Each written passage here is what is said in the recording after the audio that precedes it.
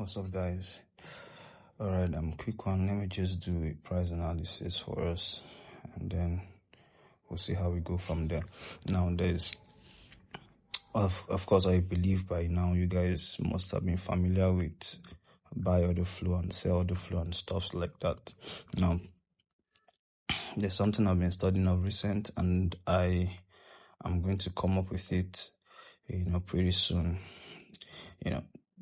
What we usually do basically is that we trade from higher time frame order flows.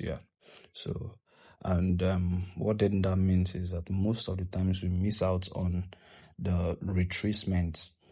And most times those retracement tends to be a very deep retracement. So we realize that, all right, we've been waiting for last higher time frame order flow, and then the order flow at the end of the day, may or may not even hold.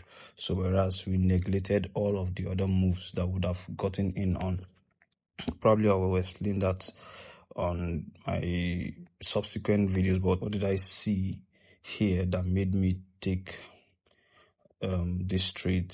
Now, of course, we realized that we already have kind of a sell order flow from previous days. So we have these areas as our areas for sell, and then we're waiting for these areas for price to get into them for continuation sales.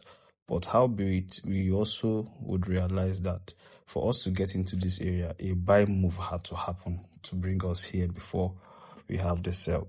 So it is that buy move that I want to engage in so that I can eventually get in on the sell if the sell is going to hold.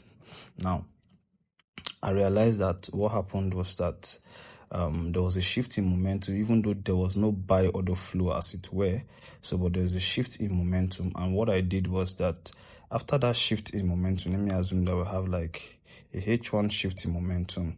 There must be a mitigation of a H1 structure to continue the sell. Now, if the mitigation happened and we didn't get that sell that we are looking for, what we are looking for is, okay, let's assume we had the mitigation and there was no sell, there was a reaction and then a further break. Now, this is very interesting. Most times, and if this mitigation is not a mitigation of the last higher time frame OF, which of course these areas were not the mitigation of, this is the last OF here, so not this area, this is just a H1 level. So let me delete that real quick. So let me delete this. So we have this break into on the H1, mitigation of H1 structure, then we have a reaction, and then we have price further broke. Now, it is very, very dicey.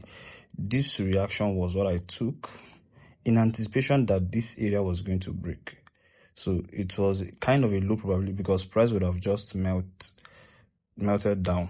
So this buy was kind of a not a low probability buy, but a buy in anticipation that price is going to come to this higher time frame OF.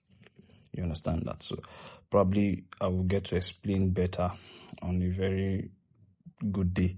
So after this reaction from this H1 structure and the break, then you're waiting for the flip zone on the 5 minutes here so that you can continue buying back into the higher time frame order flow.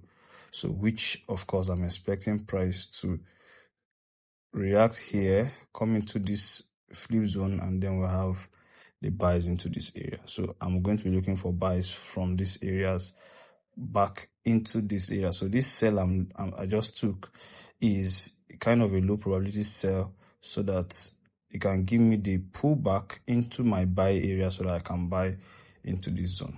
So that is what I'm looking out for. So I'm already on this buy here I've not taken anything out yet. So I'm still holding full volume. When price comes back into this flip on the 5 minutes here, I'm still going to add one more positions to ride it to the upside. But if it fails, I'm already in this sell. I'm already in this sell. So whichever way, and I know these areas are forming trendline liquidity and most likely price is going to take them out if you are going to be going to the upside, probably back into these areas for a massive sell, because this is just above our sell OF. So we have this H1 level for price to continue selling to the downside. So I don't know, you guys trade safe, you know. Let's just see what happens to price. If price gets back into these areas, I'm going to take the buy into the sky as a first TP, and then ultimately into these areas as my last TP.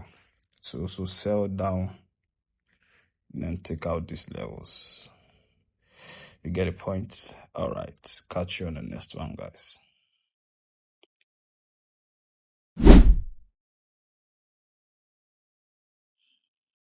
All right, guys, welcome back. I just want to give you guys a briefing on how the whole thread went. So remember, I told you guys that buys for me were high probability, yeah? So let me just go to the H1 real quick.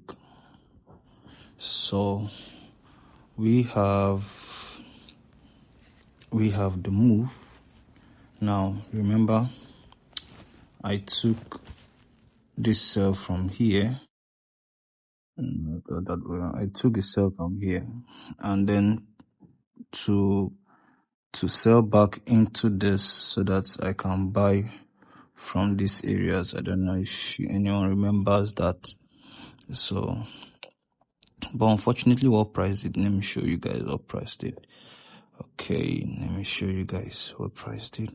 So what price did basically was that my sell reaction failed. Yeah, my sell reaction failed. And let me show that on the 5. Yeah. So you realize that my sell reaction failed. This was my sell reaction. This was where I picked the sell from. This particular area was where I picked the sell from. So my sell reaction failed to sell continue. In other words, creating a strong low for buy continuation, because if price was going to sell, that area was a good place for price to sell back into my zone so that I can buy this towards the upside. But unfortunately, that didn't happen. My sales didn't hold price, and then it broke to the upside. So what I did basically was I took the flips on this level to buy continue. Now, the moment that happened, I knew this level was not going to hold for a sell. These levels were not going to hold for a sell. So this is our previous day. These are previous day sell OF, no doubt. But I've told you guys, one of the ways I really anticipate a big move is when our sell OF or buy OF is being swept, and then price mitigates the extreme of a H1 structure. So this is our sell OF violated. So anticipating a buy into this level so that we can sell to the downside, at least to give us a decent reaction. Yeah, so to give us like a decent pullback, and then if we will buy continue, then we would know. But price didn't get to this point. That's the point I'm trying to make. So we didn't get to that point. So price created another strong lows for us to buy continue into this guy. So our sell OL violated. So it's a strong confirmation that price is going to be buying. So we are anticipating price to buy into a higher time frame stuff. So basically these levels should be where price should target, and then we can have like a sell, back into levels like this. Yeah. So this is what we're looking out for.